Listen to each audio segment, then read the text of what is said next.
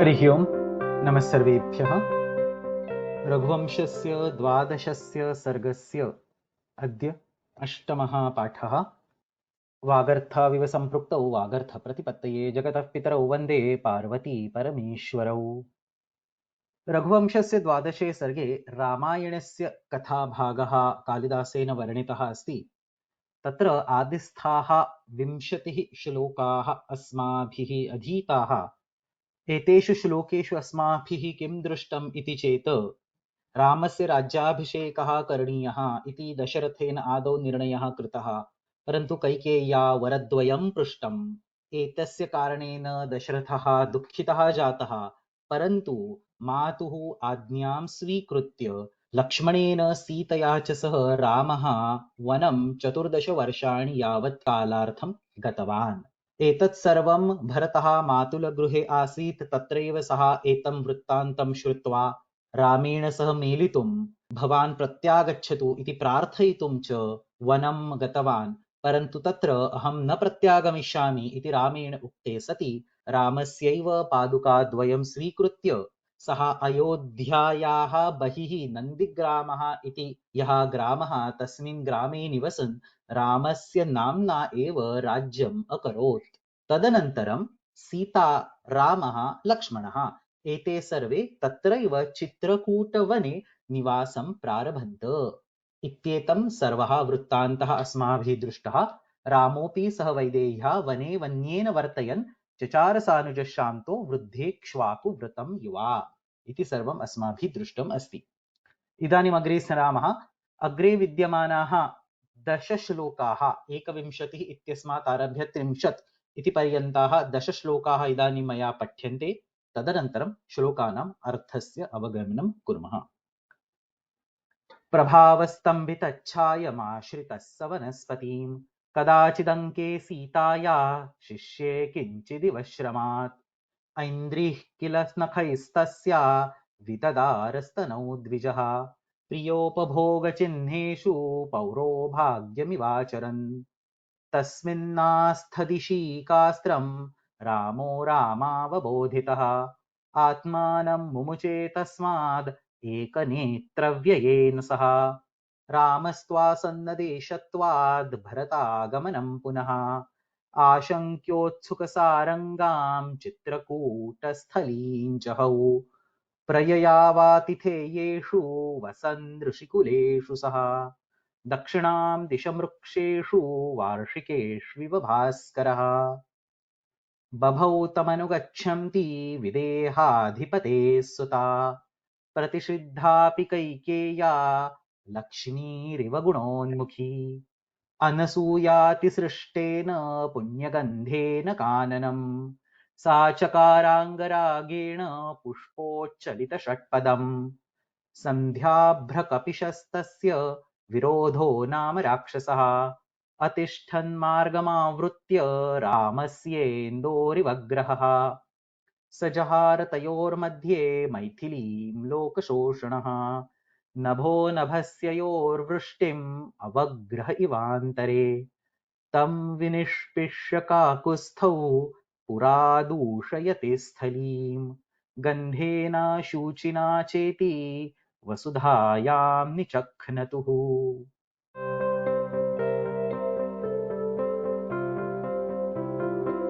अद्य अस्माभिः पठनीयाः 21 इत्यस्मात् आरभ्य अग्रे श्लोकाः। तत्र आदिस्थाः 3 श्लोकाः ये सन्ति प्रभावस्तम्भितच्छायमाश्रितः ऐन्द्रीकिलनखैस्तस्या तथा च तस्मिन्नास्थत्। एतेषु 3 श्लोकेषु कालिदासेन एका लघुकथा वर्णिता अस्ति। वस्तुतः अस्याः कथायाः रामायणस्य कथावस्तुना सह न कश्चन सम्बन्धः विद्यते। It's a small folk tale that has been inserted over here. किमर्थमिति चेत् रामायणे अपि इयं कथा लभ्यते। कुत्र लभ्यते तर्हि अशोकवने यदा रावणेन सीता तत्र अपहृता निबद्धा आसीत्, हनुमान् तया सह मेलितुं तत्र गतवान्। तदा सीतायाः हनुमतः च मध्ये यत्किमपि सम्भाषणं जातं तस्मिन् सम्भाषणे सीता एतां कथां हनुमते वदति। का एता कथा अस्ति इति चेत् वनवासस्य प्रारम्भे इत्युक्ते अत्रैव चित्रकूटवने यदा रामः सीता लक्ष्मणः एते तत्र निवासं कुर्वन्तः आसन् तस्मिन् समये एकस्मिन् दिने इन्द्रस्य पुत्रः जयन्तः काकस्य रूपं स्वीकृत्य सीतायाः स्तनयोः उपरि आक्रमणं कृतवान्। तस्मिन् समये रामः सीतायाः एव अङ्के विश्रामं कुर्वन् आसीत्। अस्य जयन्तस्य आक्रमणेन भयं प्राप्य सीता रामम् उत्थापितवती। रामः उत्थाय सर्वम् इदं चित्रं दृष्ट्वा सन्तप्तः जातः। तथा च रामेण एकम् अस्त्रं जयन्तस्य उपरि क्षिप्तम्। जयन्तः इत्युक्ते इन्द्रस्य पुत्रः। एतत् अस्त्रं दृष्ट्वा भीतः जातः अयं जयन्तः काकस्यैव रूपेण त्रिषु अपि लोकेषु अभ्रमन् अधावन् इतस्ततः, परन्तु इदम् अस्त्रं तम् एव अन्वधावत्. It followed Jayanta everywhere wherever it went. अन्ते श्रान्तः जातः अयं जयन्तः भीतः अपि आसीत्। स्वपितरं प्रति इत्युक्ते इन्द्रं प्रति गतवान्। एतत् सर्वं दृष्ट्वा इन्द्रः रामं प्रार्थितवान् यत् भवान् अस्त्रं निराकरोतु। किमर्थमिति चेत् मम पुत्रेण दोषः कृतः इति। रामः तदा वदति एकवारं मया यत् किमपि अस्त्रं क्षिप्तमस्ति तस्य अस्त्रस्य पुनः स्वीकरणं शक्यं न। अतः जयन्तस्य स्थाने अन्यस्य कस्यचन पदार्थस्य नाशः अनेन अस्त्रेण अवश्यं भवेदेव। एतत् सर्वं श्रुत्वा जयन्तः तदेव अस्त्रं स्वस्य नेत्रे ऑन हिज आईज स्वीकृतवान्। एकस्मिन् एव नेत्रे, आई थिंक दक्षिणे नेत्रे, एकस्मिन् नेत्रे सः तत् अस्त्रं स्वीकृतवान्। तस्य अस्त्रस्य प्रभावेण जयन्तस्य नेत्रस्य नाशः जातः। इत्युक्ते स्वस्य उपरि आगतम् अस्त्रं स्वस्य नेत्रे स्वीकृत्य, तदेव अत्र निर्दिष्टमस्ति, आत्मानं मुमुचे. He protected or he freed himself from the astra ekanetra vyayena saha. By giving one netra, he freed himself from that particular astra. सः एतत् सर्वं कदा कृतवान्? काकस्य रूपे आसीत् तस्मिन् समये कृतवान्। अतः काकस्य एकं नेत्रं न लभ्यते, अतः काकः एकाक्षः अस्ति इति उच्यते। इति अस्याः कथायाः आशयः. So as you can see, this is completely irrelevant to the entire storyline of Ramayana, but sometimes poets try to show off their language knowledge, knowledge of grammar, try to add up to the beauty of the poem and so on. अतः कालिदासेन अत्र एता कथा लघुरूपेण 3 श्लोकेषु निबद्धा अस्ति, वर्णिता अस्ति. पश्यामः क्रमेण त्रयाणामपि श्लोकानाम् अर्थः, अन्वयः इति सर्वम् अस्माभिः इदानीं दृश्यते.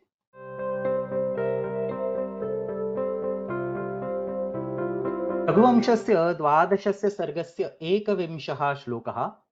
प्रभावस्तम्भितच्छायम् आश्रितः स वनस्पतिम् कदाचिदङ्के सीतायाः शिष्ये किञ्चिदिवश्रमात्.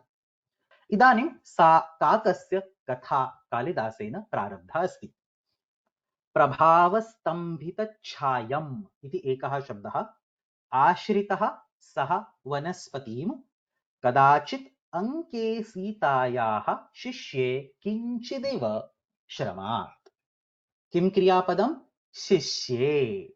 सीतायाः अंके शिष्ये, अतः शिष्ये इति क्रियापदं शयनं कृतवान् इति अर्थः. सः इत्युक्ते कः? रामः. शिष्ये इत्युक्ते निद्रां कृतवान्, न्यद्रात्, शयनं कृतवान्. अशेत, शी इति अदादिगणस्य धातुः अस्ति.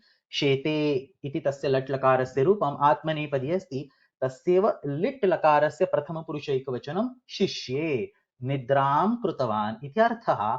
सः इत्युक्ते रामः निद्रां कृतवान्, रामः शिष्ये. कीदृशः रामः? रामस्य वर्णनं कथं कृतमस्ति? आश्रितः. This full word is not a samasa.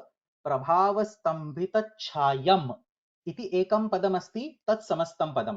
परन्तु अन्ते विद्यमानः आश्रितः इति पृथक् शब्दः. सः रामेण इत्युक्ते सः इत्यनेन सह अन्वेति. कीदृशः रामः? आश्रितः रामः. आश्रितः इत्युक्ते आश्रयं स्वीकृतः, आश्रये समुपविष्टः। आ उपसर्गपूर्वकः श्री इति धातुः तस्य कर्तरिक्त प्रत्ययः अस्ति, इत्युक्ते आश्रयं स्वीकरोति सः आश्रितः। कस्य आश्रयं रामेण स्वीकृतः? वनस्पतेः। He was basically resting below a tree. So वनस्पतेः आश्रयेण सः तत्र निद्रां कुर्वन् आसीत्।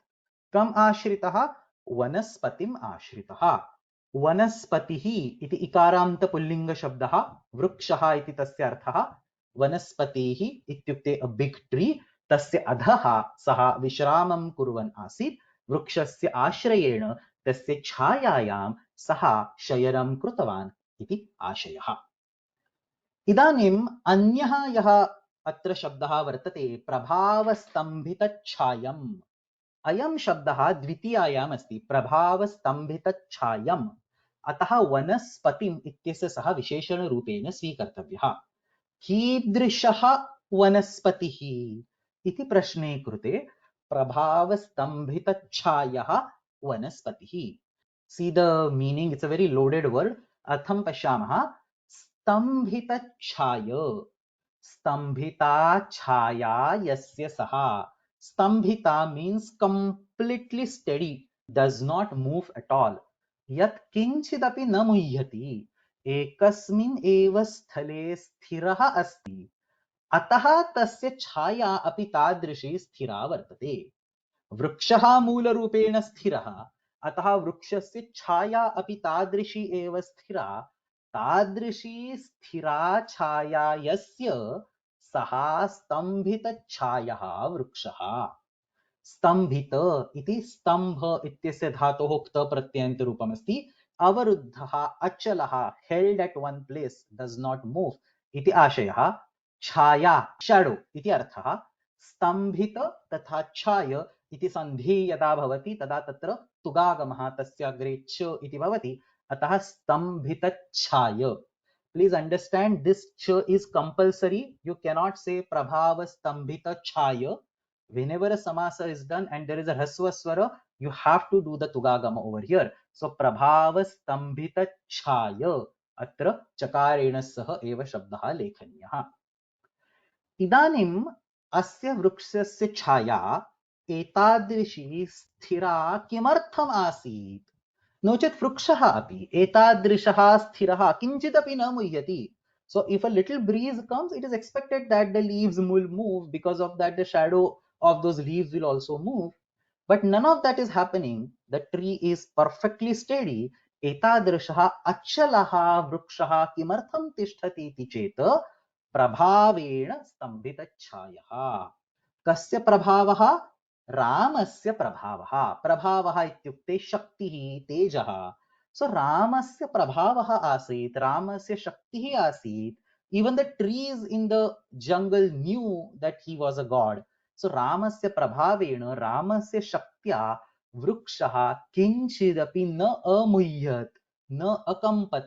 It's very simple to understand. When a big authority like a prime minister or somebody goes, all the soldiers or all the servants who are standing in the row, they stand absolutely steady. They don't move at all. When the king or the minister passes, then they will start moving. Exactly in the same way, रामस्य प्रभावेण, रामस्य शक्त्या सः वृक्षः सम्पूर्णरूपेण अचलः आसीत्, किंचिदपि न अकम्पत, अतः तस्य छाया सम्पूर्णरूपेण स्थिरा आसीत्. एतादृश्यां छायायां रामः आश्रयं स्वीकृत्य निद्रां कृतवान् इति आशयः. So that's basically the meaning of the first line. Saha ityukte Ramah वनस्पतिम् आश्रितः.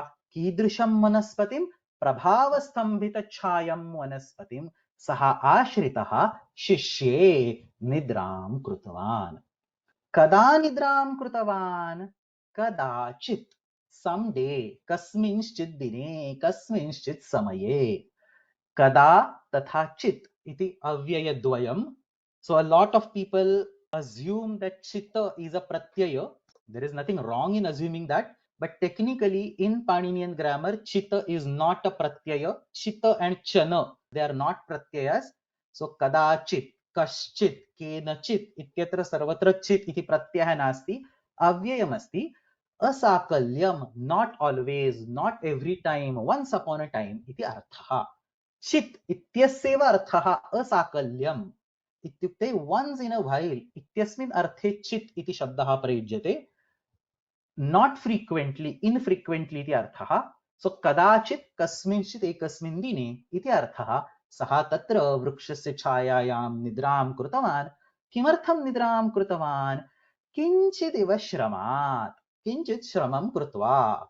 सः वने आसीत्, वने अपि बहूनि कार्याणि सन्ति, सो किञ्चित् श्रमं कृत्वा सः तत्र निद्रां कुर्वन् आसीत्।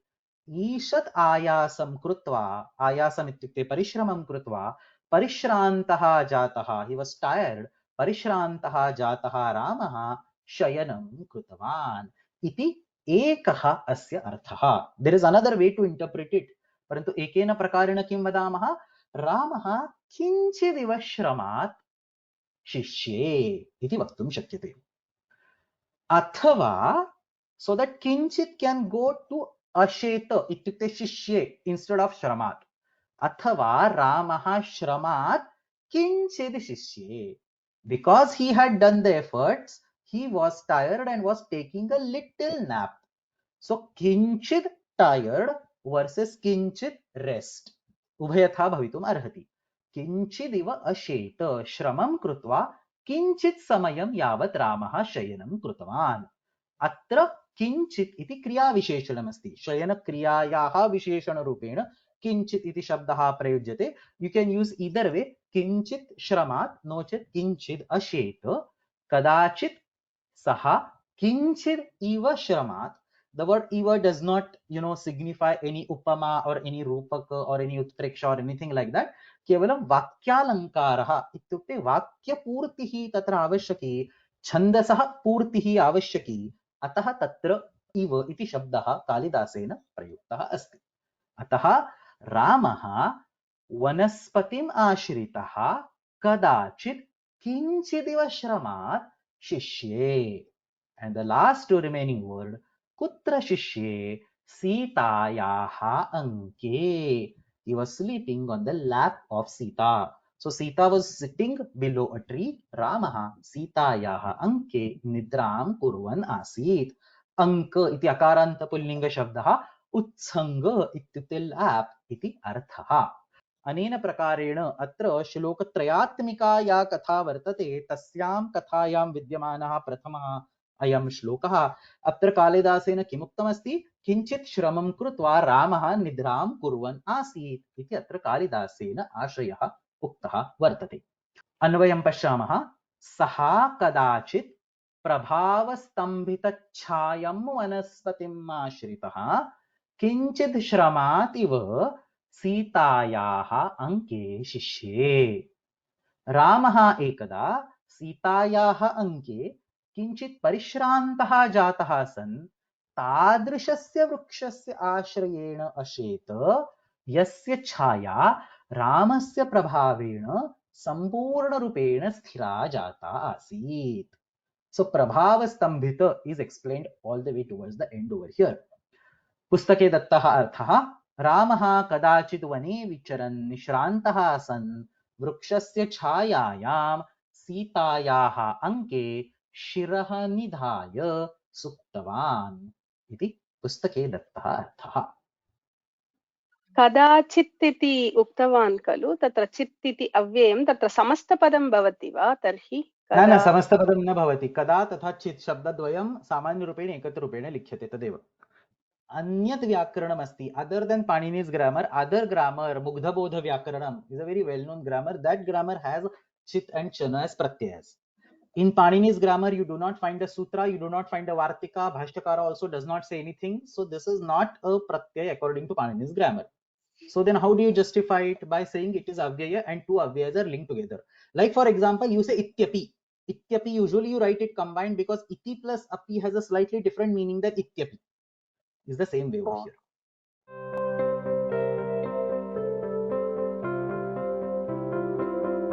रघुवंशस्य 12 सर्गस्य 22 अयं श्लोकः। ऐन्द्रिः किल नखैस्तस्या विददारस्तनौ द्विजः प्रियोपभोगचिह्नेषु पौरो भाग्यमिवाचरन्. Very beautiful utpreksha done over here by Kalidasa. प्रथमायां पङ्क्तौ कथाभागः अस्ति, द्वितीयायां पङ्क्तौ कालिदासस्य प्रतिभा अस्ति. पश्यामः. ऐन्द्रिः किल नखैः तस्या विददारस्तनौ द्विजः प्रिया उपभोगचिह्नेषु, समस्तपदमस्ति, प्रिया उपभोगचिह्नेषु पौरो भाग्यम् इव आचरन्. प्रथमं कथाभागं पश्यामः, तदनन्तरं कालिदासस्य उत्प्रेक्षायाः विषये स्पष्टीकरिष्यामि. किं क्रियापदं? विददार इति लिट् लकारस्य रूपं. विददार इत्युक्ते विदारितवान्, चिह्नं कृतवान्, made scratches, broke apart, damaged, caused a little hurting and so on. So चिह्नं कृतवान्, तीक्ष्णवस्तुना लिखितवान् इति आशयः. विदारणे इत्यस्मिन् अर्थे द्रु इति धातुः प्रयुज्यते. अवदारणे विदारणे इति अर्थः. तस्य लिट् लकारस्य प्रथमपुरुषैकवचनस्य रूपं कः विददार? ऐन्द्रिः, इन्द्रस्य पुत्रः जयन्तः विददार. इन्द्रस्य अपत्यं पुमान् इय इति तद्धितप्रत्ययः इन्द्र प्लस् इय ऐन्द्रि इति शब्दः सिद्ध्यति. ऐन्द्रिः इत्युक्ते इन्द्रपुत्रः जयन्तः विददार. कीदृशः अयं जयन्तः? मनुष्यरूपेण आसीत्, ईश्वरस्य रूपेण आसीत्, अपि तु द्विजस्य इत्युक्ते खगस्य, पक्षिणः रूपे सः आसीत्. द्विजः इत्युक्ते द्विः जायते. A bird is born two times, once when the egg is born and once when the egg breaks up and the bird comes out. अतः बर्ड द्विः जायते इति द्विजः इति नाम्ना सः प्रसिद्धः अस्ति. पक्षी, खगः इति अर्थः. अत्र रामायणस्य कथायां काकः इति लिखितमस्ति, अतः अत्रापि द्विजः इत्यस्य अर्थः काकः इति. जयन्तः काकस्य रूपं स्वीकृत्य अत्र तीक्ष्णवस्तुना चिह्नं कृतवान्, विदारितवान् इति आशयः. ऐन्द्रिः किं विददार? ऐन्द्रिः तस्याः इत्युक्ते सीतायाः स्तनौ विददार. He tried to scratch her breasts in form of a crow. स्तनः इत्युक्ते कुचः, वक्षोजः. तस्याः इत्युक्ते सीतायाः. सीता कुत्र आसीत्? वृक्षस्य अधः आसीत्. रामः कुत्र आसीत्? सीतायाः अङ्के निद्रां कुर्वन् आसीत्. तस्मिन् समये अयं जयन्तः किमर्थम् आगतः इति न अत्र उक्तं, न ज्ञायते, परन्तु कथञ्चित् खगस्य रूपं स्वीकृत्य आगतः. तथा सीतायाः स्तनयोः सः आघातं कृतवान्, प्रहारं कृतवान्, विदारणं कृतवान् इति आशयः. केन, कस्य साहाय्येन सः एतत् चिह्नं कृतवान् इति चेत् नखैः. नखैः इति श्लोके एव वर्तते. कररूहः, नखः इति शब्दस्य अर्थः स्वस्य नखैः. So now because he was in form of a crow, nakha is basically whatever his legs had. So tasya nakhaihi jayantah सीतायाः स्तनयोः तीक्ष्णानि चिह्नानि कृतवान् इति आशयः. That's all about the story. This is the katha bhaga. इदानीम् अस्य इत्युक्ते जयन्तस्य कृतेः कालिदासेन वर्णनं कथं कृतमस्ति इति चेत् प्रियोपभोगचिह्नेषु पौरो भाग्यनिवाचरन्. Rama, when enjoying some of his private moments with Sita, had done some love bites, love marks on Sita's breasts. So Sita's breasts already had some marks, some chinnas like that. And this Jayanta was trying to find mistakes in those chinnas and adding his own chinnas. इति अत्र कालिदासेन स्पष्टीकृतः आशयः अस्ति. अतः जयन्तः कीदृशः भासते? How was this entire act of Jayanta? Paurobhagyam ivacharan. Paurobhagyam iva acharan Jayantaha bhasate. Understand the meaning of Paurobhagyam. It is a very beautiful word and it can be used as a standalone word in the language. Purobhagin इत्युक्ते सः मनुष्यः यः केवलं दोषम् एव पश्यति. So we all are familiar with some people around us irrespective of whatever good we do, they won't find the good, they will always find the mistakes. So एतादृशः मनुष्यः यः केवलं दोषम् एव पश्यति, गुणान् नैव द्रष्टुं शक्नोति, तादृशः मनुष्यः पुरोभागी, पुरोभागिन् इति नकारान्तं प्रातिपदिकं, पुरोभागी इति प्रथमैकवचनं, स्त्रीलिङ्गे पुरोभागिणी, तादृशः मनुष्यः पुरोभागी अस्ति इति उच्यते। दोष एकदृक्, एकदृक् इत्युक्ते one vision, the only vision that he has is to find the mistakes. Dosha ekadruk iti puroभागिन् इति शब्दस्य अर्थः। अस्य पुरोभागिणः यद् आचरणम् इत्युक्ते दोषदर्शनकार्यं तत् पौरोभाग्यम् इति कथ्यते। So two words, purobhagin and paurobhagyam. Paurobhagyam is a bhava pratyanta. Like for example, you have shukla and shauklyam in the same way, or madhura and madhuryam. In the same way, purobhaginah bhavaha paurobhagyam. Ityukte, a behavior that of purobhagin. Ityukte dosha darshana karyam. Tadeva paurobhagyam iti kathyate. एतादृशं जयन्तस्य आचरणं पौरोभाग्यम् इव आसीत् इत्युक्ते यः मनुष्यः केवलं दोषान् एव पश्यति, गुणान् नैव पश्यति, तस्य यथा आचरणं स्यात् तथैव आचरणं जयन्तस्य आसीत् इति आशयः। इदानीम् अत्र जयन्तः कुत्र एतान् दोषान् पश्यति? प्रियोपभोग चिह्नेषु। चिह्न is a mark.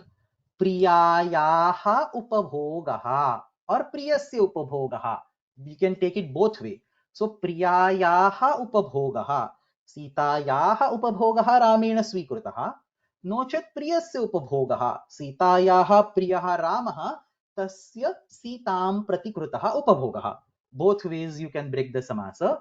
Love making, सुखानुभूतिः, कामाचारः, तस्मिन् कामाचारे तस्मिन् उपभोगे रामेण सीतायाः स्तनयोः उपरि यानि चिह्नानि कृतानि तानि प्रियोपभोगचिह्नानि।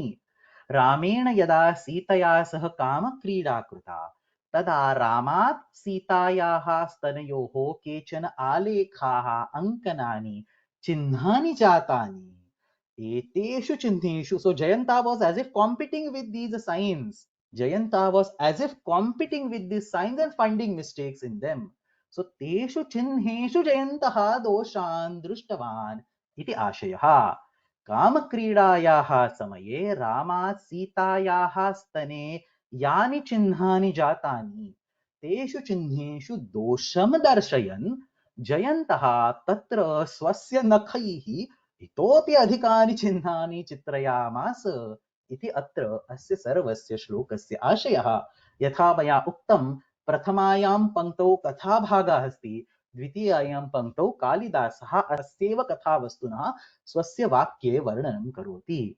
अत्र उत्प्रेक्षा अलङ्कारः अस्ति। उत्प्रेक्षा is, as I mentioned earlier, this is an alankar where manye, as if, just like इति प्रकारेण अर्थस्य स्पष्टीकरणं भवति. So here there is no direct simile. For upama you need upamana, upameya, sadharan dharma and so on. None of that is over there.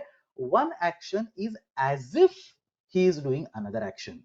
अतः अत्र उत्प्रेक्षा अलङ्कारः अस्ति इति पण्डितैः उच्यते। पौरोभाग्यम् इव आचरन् इत्युक्ते रामेण यानि चिह्नानि कृतानि तेषु दोषम् एव दर्शयन् जयन्तः तत्र अधिकानि चिह्नानि अकरोत् इति आशयः। अत्र यथा मया पूर्वमुक्तं शब्दप्रयोगः पुरोभागिन् इति विशेषः अस्ति। You can start using this word in your sentences.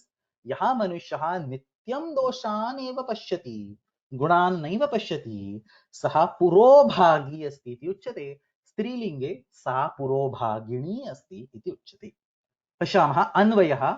ऐन्द्रिः द्विजः sun, so sun is not there but we have to add it. ऐन्द्रिः द्विजः सन् नखैः किल, किल is again just for filling the entire sentence, तस्याः स्तनौ प्रियोपभोगचिह्नेषु पौरोभाग्यम् आचरन् इव विददार। इति अन्वयः।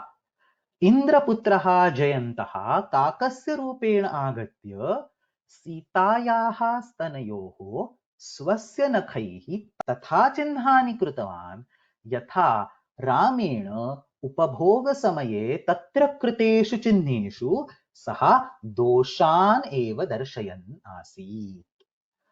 इन्द्रपुत्रः काकः, पुस्तके दत्तः अर्थः, इन्द्रपुत्रः काकः आसुरभावम् आश्रितः सन् सीतायाः स्तनान्तरे, अन्तरे इत्युक्ते मध्ये, स्तनयोर्मध्ये सीतायाः स्तनान्तरे विदारितवान् इति पुस्तके दत्तः अर्थः। एकः एव महोदय, तत्र द्विः इति कीदृशः सः शब्दः? तत्र द्विः जायते इति द्विजः इति दर्शितवान् खलु। द्विः इत्युक्ते तद्धितान्त अस्ति, द्विवारम् इति तत्र अर्थः। द्विः एंड त्रिः आर तद्धितान्त वर्ड्स, द्विवारं त्रिवारम् इति अर्थः। द्वित्रिचतुर्भ्यः सुच इति तद्धितप्रकरणस्य सूत्रमस्ति 5418. You can go and find out. I have given the derivation of dvihi and trihi over there.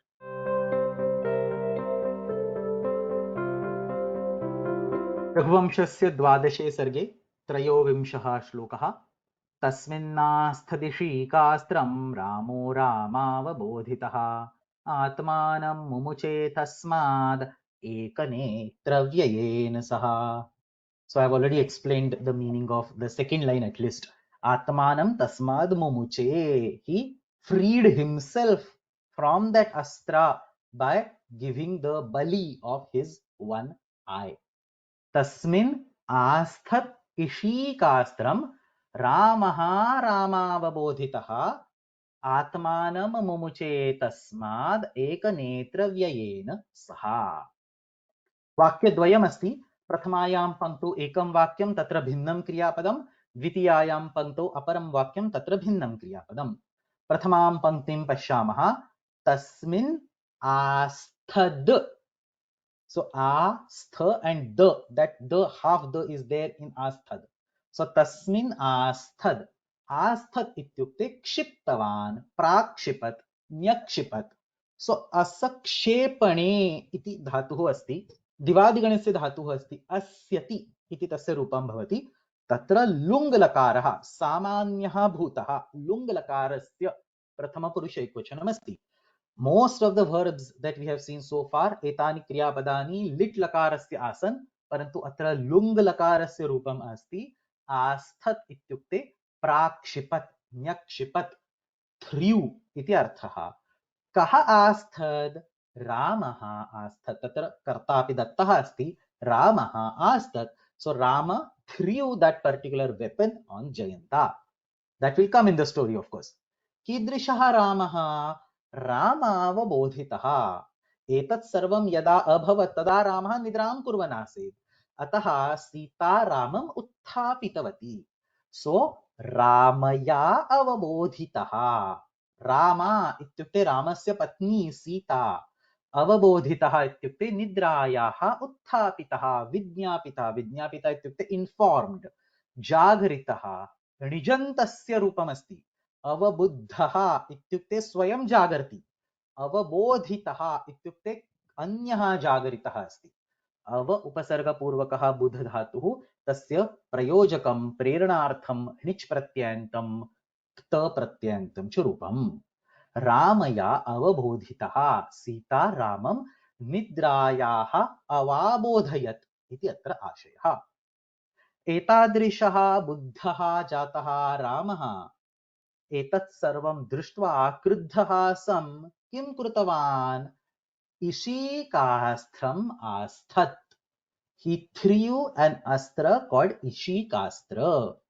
Kim naam Ishikastram?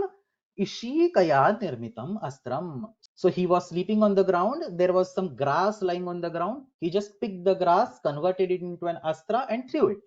So Ishika ityukte truna prakaraha, type of grass.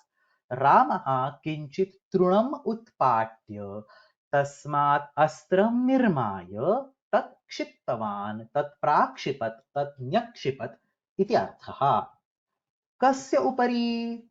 तस्मिन् इत्युक्ते तस्मिन् जयन्ते, तस्मिन् काके। सीतया उत्थापितः रामः काकरूपिणः जयन्तस्य उपरि इषिकास्त्रं न्यक्षिपत् इति प्रथमायाः पङ्क्तेः अर्थः। रामावबोधितः रामः तस्मिन् इषिकास्त्रम् आस्थत्। इदानीं तत् अस्त्रं दृष्ट्वा जयन्तः किं कृतवान्? तत्र मूलकथायाम् अस्ति, त्रिषु लोकेषु सञ्चारं कृत्वा अन्ते स्वपितरं प्रति गत्वा पितुः साहाय्येन प्रार्थनां कृतवान् इति सर्वं, परन्तु तत्सर्वम् इदानीं कालिदासेन नोक्तम् एकस्मिन् वाक्ये, एकस्मिन् एव अंशे, एकस्यामेव पङ्क्तौ तेन अत्र कथायाः समाप्तिः कृतः अस्ति।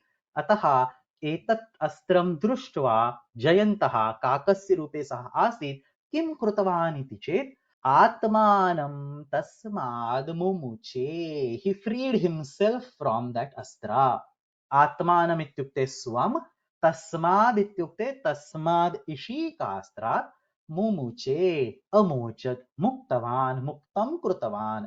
मुच मोक्षणे इति तुदादिगणस्य धातुः अस्ति, मुञ्चति इति रूपं, लिट् लकारस्य तत्र रूपं मुमुचे। जयन्तः स्वम् इषिकास्त्रात् इत्युक्ते तस्य प्रभावात् मुक्तं कृतवान्। कथं मुक्तं कृतवान्? एकनेत्रव्ययेन। एकं नेत्रम् इति एकनेत्रं, व्ययः इत्युक्ते दानं, नाशः, गमनं, केनापि प्रकारेण अर्थः अत्र स्वीकर्तुं शक्यते। यू कैन से नेत्रस्य दानं कृतं, यू कैन से नेत्रस्य नाशः स्वीकृतः, उभयथापि अत्र अर्थः सम्भवति। व्यय इति शब्दः कथं सिद्ध्यति इति चेत्, व्यय इति भ्वादिगणस्य धातुः अस्ति, तस्य अच् प्रत्ययान्तं रूपमिदं, नो चेत् वि उपसर्गपूर्वकः इण इति धातुः, तस्य अपि अच् प्रत्ययान्त रूपं व्यय इत्येव भवति। So ina becomes aya and v plus aya becomes vyaya. So vyaya iti ekah पृथक् धातुः अस्ति, नो चेत् वि उपसर्गपूर्वकः इण धातुः, तस्यापि सः एव अच् प्रत्ययः व्यय इति तत्र शब्दः सिद्ध्यति। रामेण इषिकास्त्रे क्षिप्ते. So that rest of the katha we have to understand, or we need to know it from the Ramayana. इन्द्रस्य प्रार्थनया तद् इषिकास्त्रं जयन्तं विहाय तस्य दक्षिणनेत्रे आक्रमणं कृतवान्, तस्य नेत्रस्य नाशः जातः। नेत्रदानेन इत्युक्ते नेत्रस्य नाशं स्वीकृत्य जयन्तः स्वस्य प्राणान् रक्षितवान् इति अत्र आशयः। Again, once again over here, this word ekanetravyaya or ekanetravyayena is a very beautiful phrase for you to use in your own sentence. यदा महति आपद आगच्छति तदा अल्पस्य नाशेन तस्यायाः आपदः, from that sankata रक्षणं कर्तुं शक्यते इति अत्र आशयः. So ekanetravyayena means what? A big problem came, but by sacrificing a small thing we saved ourselves from that big problem. That whole thing can be explained in a beautiful word called ekanetravyaya, and the reference comes from Raghuvamsha. So ekanetravyayena ityukte महत्याः आपदः स्वस्य रक्षणं लघोः नाशेन कर्तुं शक्यते इति आशयः। अत्रापि जयन्तेन तादृशम् एव कृतम्, अतः काकः एकाक्षः अस्ति इति तत्र मूलकथायां निर्णयः दत्तः वर्तते। अत्र कालिदासेन एतादृशं किमपि उक्तं नास्ति। पश्यामः अन्वयः। यथा मया उक्तम्, अत्र वाक्यद्वयं भिन्नरूपेण वर्तते, अतः प्रत्येकं वाक्यस्य पृथक् पृथक् अन्वयः करणीयः। रामावबोधितः रामः तस्मिन् इषिकास्त्रम् आस्थत्, should be over here. सः तस्माद् आत्मानम् एकनेत्रव्ययेन मुमुचे. Very simple. सीतया उत्थापितः रामः काकस्य उपरि इषिकास्त्रं क्षिप्तवान्, काकः स्वस्य नेत्रदानेन आत्मानं तस्मात् अस्त्रात् अमोचयत्। पुस्तके दत्तः अर्थः, सीतया प्रबोधितः रामः काकस्य चेष्टितम् अवबुद्ध्य, चेष्टितम् इत्युक्ते द डीड्स्, काकस्य चेष्टितम् अवबुद्ध्य तस्मिन् कुशम् एकं, कुशम् इत्युक्ते ग्रास्, कुशम् एकम् अभिमन्त्र्य प्रायुङ्क्त। सः काकः तस्माद् अस्त्रात् आत्मानं मोचयितुम् असमर्थः सन् त्रीन् लोकान् सम्परिक्रम्य. So original shloka doesn't have anything, but your book has elaborated everything. So त्रीन् लोकान् सम्परिक्रम्य तमेव शरणं गत्वा दक्षिण अक्षिप्रदानेन विमुक्तः अभवत् इति अत्र अनेन प्रकारेण एतेषु त्रिषु श्लोकेषु एका लघुकथा कालिदासेन वर्णिता अस्ति. महोदय एकमेव तत्र एकनेत्रव्ययः अत्र एकञ्च नेत्रं च एकनेत्रम् इति भवति वा तस्य व्ययः इति षष्ठी तत्पुरुषः भवति वा तस्य व्ययः I didn't write it over. Okay, तस्य व्ययः षष्ठी तत्पुरुषः. तत्र एकं च नेत्रं च इति विशेषणपूर्वपद ch you can add or you don't need to add. I mean ch doesn't have any significance. You can say ekam netram iti visheshanaपूर्वपद ekanetra. विशेषणपूर्वपदमेव अस्ति. Okay. This reminds me, actually sankhya-vachaka words do not undergo a samasa. So you cannot say pancha pustakeshu as a samasa. You have to say panchasu pustakeshu. Sankhya samasa is not allowed like this. I forgot actually telling this. Anyway, this is a grammar aspect. You don't need to worry about it over here. But in general, there is a problem by with doing sankhya samasa. Kalidasa somehow does it, so we can't say it's wrong or something. But in general, it's not allowed in Sanskrit. I'll append the notes by saying that samasah atra vastutah vyakaranasya niyamena na sambhavati, but I totally forgot writing that. And anyway, it's not required for your Sahitya class.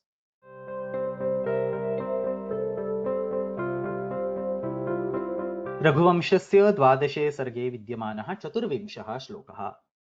रामस्त्वासन्नदेशत्वाद् भरतागमनं पुनः आशङ्क्योत्सुकसारङ्गां चित्रकूटस्थलीं जहौ. So now Rama is progressing ahead. सः चित्रकूट इत्याख्ये वने आसीत्. इदानीं भरतः तत्र आगतः. भरतः तस्य स्थलस्य समीपे एव नन्दिग्रामे वसति.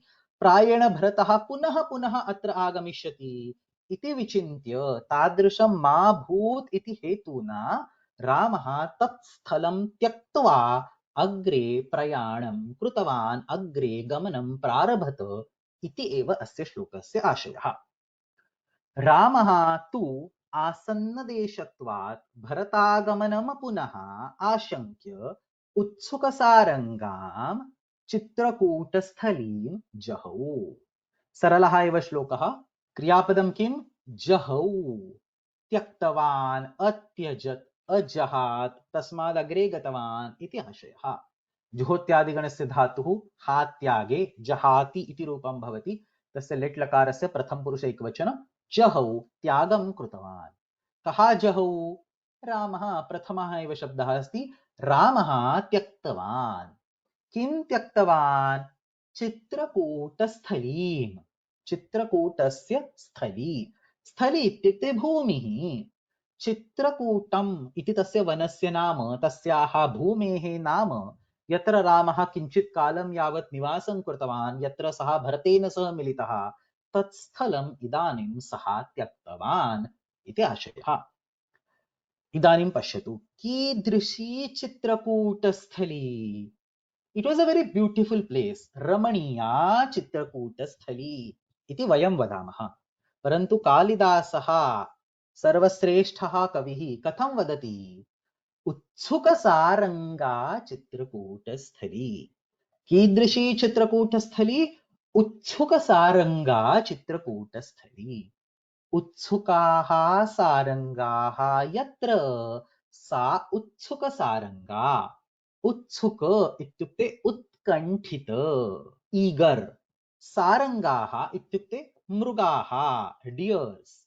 सा भूमिः यत्र मृगाः उत्कण्ठिताः आसन्. The deers were extremely happy or were eager to roam around in that land. तादृशीं भूमिं रामः त्यक्तवान्. इदानीं सारङ्गाः किमर्थम् उत्कण्ठिताः आसन्? So obviously there was a lot of greenery, they had a lot of food, there were no lions or tigers or any other enemies, they could happily roam around, everything was very happy and nice, and therefore deers were उत्कण्ठिताः, उत्सुकाः इति सामान्यम् अस्य स्पष्टीकरणं. व्याख्यानेषु किमुच्यते इति चेत् रामस्य दर्शनस्य कृते ते उत्कण्ठिताः आसन्. So just like those trees which were prabhavastambhitachaya, like that the deers also knew that he is a god. अतः रामस्य दर्शनस्य कृते ते मृगाः उत्कण्ठिताः आसन् इति भिन्नेषु व्याख्यानेषु अस्य स्पष्टीकरणं दीयते. सामान्यरूपेण इयं भूमि अतीव मनोहारिणी अतश्च त्यक्तुं कठिना आसीत् इति आशयः. तथापि रामः एतादृशीं भूमिं त्यक्तवान्. So the essence is Rama had whatever best of the luxuries he can get in the Vana. He was having all those over there. He could have easily stayed over there for 14 years, but etadrishim bhumim Ramaha tyaktva agre gatavan. किमर्थं सः एतादृशीं भूमिं त्यक्तवान्? आशङ्क्य शङ्का तस्य मनसि आगता. चिन्तयित्वा आलोक्य विचिन्त्य, he thought of some future, he imagined something. किम? भरतस्य आगमनम्. Bharata might come back again. किम आशङ्क्य? आसन्नदेशत्वात् पुनः भरतागमनम् आशङ्क्य.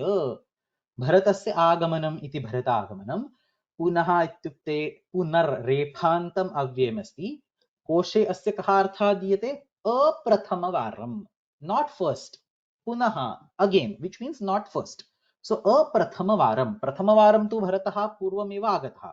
इदानीं पुनः आगच्छति इति आशङ्क्य. किमर्थं पुनः आगच्छति? आसन्नदेशत्वात्. आसन्नः च असौ देशः. आसन्नः इत्युक्ते समीपः. अयं प्रदेशः नन्दिग्रामात् समीपः एव अस्ति. अतः भरतः अत्र पुनः आगमिष्यति इति रामेण चिन्तितम्. आसन्नदेशः इत्युक्ते आसन्नः देशः, समीपस्थः देशः, तस्य भावः. So the desha was asanna. So desha had the property of being asanna. So it had asannatva. So चित्रकूटस्थली आसन्नदेशः आसीत् इत्युक्ते चित्रकूटस्थल्यां कीदृशः गुणः आसीत् इति चेत् आसन्नदेशत्वम् आसीत्. So we say ghata has a ghatatva, madhura has a madhurya. In the same way, चित्रकूटस्थली was आसन्नदेश. अतः चित्रकूटस्थल्याम् आसन्नदेशत्वम् अस्ति. अतः अत्र भरतः प्रत्यागमिष्यति इति सर्वं विचिन्त्य रामः तत्स्थलं त्यक्तवान्. अहं कुत्र निवसन् अस्मि इति भरतः जानाति. किञ्च इदं चित्रकूटस्थलं नन्दिग्रामस्य समीपे एव अस्ति. अतः भरतः पुनः पुनः अत्र आगच्छेत् इति विचिन्त्य रामः तत्स्थलं त्यक्तवान् इति अत्र आशयः. तदेव अस्ति अत्र अस्मिन् श्लोके. बहु सरलः श्लोकः. अन्वयं वदामि. रामः तु आसन्नदेशत्वात् पुनः भरतागमनम् आशङ्क्य उत्सुकसारङ्गां चित्रकूटस्थलीं जहौ. The shloka does not actually need any anvaya. Look at this. Ramaha tu asannadeshatvat. Only bharatagamanam and punaha has to be flipped. Punaha bharatagamanam ashankya utsukasarangam chitrakutasthaliim jahau. Most of the words are in the perfect order. Yatra mrugaha ramasya darshanartham utsukaha asan. तादृशीं चित्रकूटभूमिं रामः इदं स्थानं नन्दिग्रामस्य निकटे एव अस्ति. अतः भरतः पुनः पुनः अत्र आगच्छति इति आशङ्क्य त्यक्तवान्. अयोध्यायाः समीपे वर्तमानत्वात् पुनः पुनः भरतः चित्रकूटम् आगच्छेत् इति मत्वा रामः चित्रकूटप्रान्तप्रदेशं त्यक्तवान् इति पुस्तके दत्तः आशयः.